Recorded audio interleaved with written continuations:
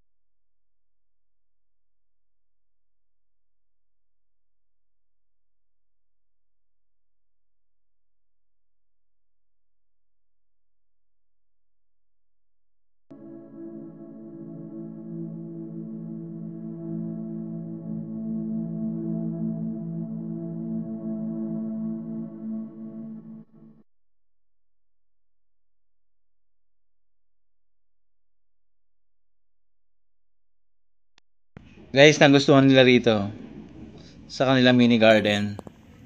At itong kapirasong space na ito, nilinis natin. Kasi tambak siya ng mga karton. Ayan, natuwan-tuwa yung mga kittens. At saka si Coco, nandyan sila. Bagay si Coco lagi naman talaga nandito. Nandito sa may broken chair. Pero ngayon, ayan ah. So guys, nawamaayos din natin yan para mas maganda. Hindi lang yung mga kittens na makatambay dyan.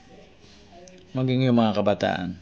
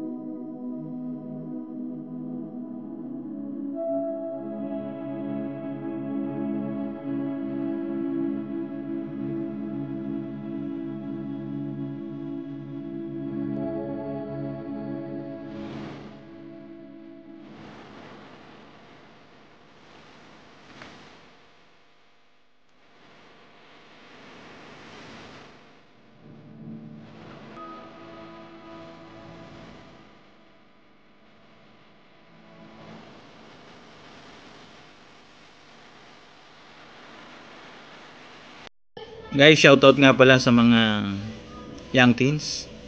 Salamat kila Russell sa pag-help para maiayos natin ito. Kila Aliyah, kay Jonas, sa mga nagtapon ng basura, kay Samia, kay Cedric, kila JR. Salamat sa kanila. At tuwan-tuwa ang mga kittens at si Coco sa pag-stay nila rito.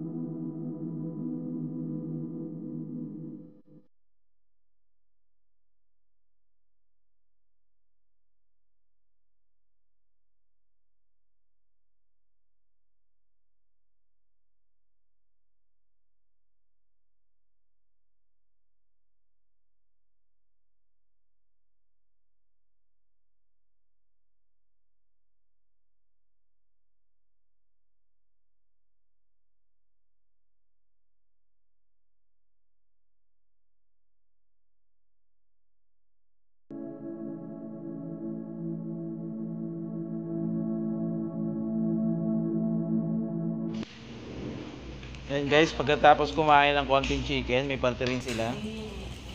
Yan, may feeds pa sila. Kain pa rin sila. Kasi maghapon silang nasa loob.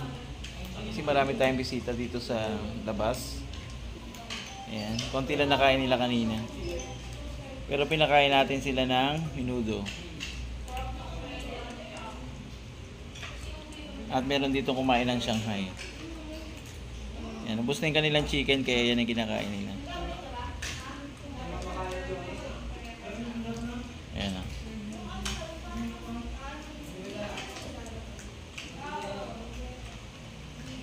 Pagkatapos maglaro dun sa likuran, guys, nawa ay maayos natin yun. Ano man yung mga suggestion nyo na pwede natin gawin dun sa kanilang playground.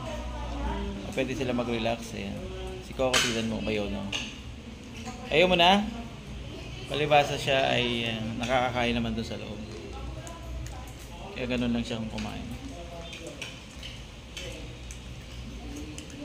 Pero ito sa Cap talagang malakas siyang kumain, tsaka si Kit. May nang kumain ay si Cookies. Si Kalu naman ayan, active. At si Ate Cupcake may kumakain. Pero si Coco yun umalis na. Siyempre, si Coco, pagkatapos kumain, ayan. Tatanaw-tanaw sa pintuan, pero naiya. Ayan. Sa bintana naman titingin. Ayan, may payong kasi umuulan kanina. Saan ka pupunta? Guys, ayan si Coco. Dahil maingay silang ginawa niya, pumasok na lang siya. Pumunta na lang siya doon sa favorite post niya dito sa ibabaw ng table.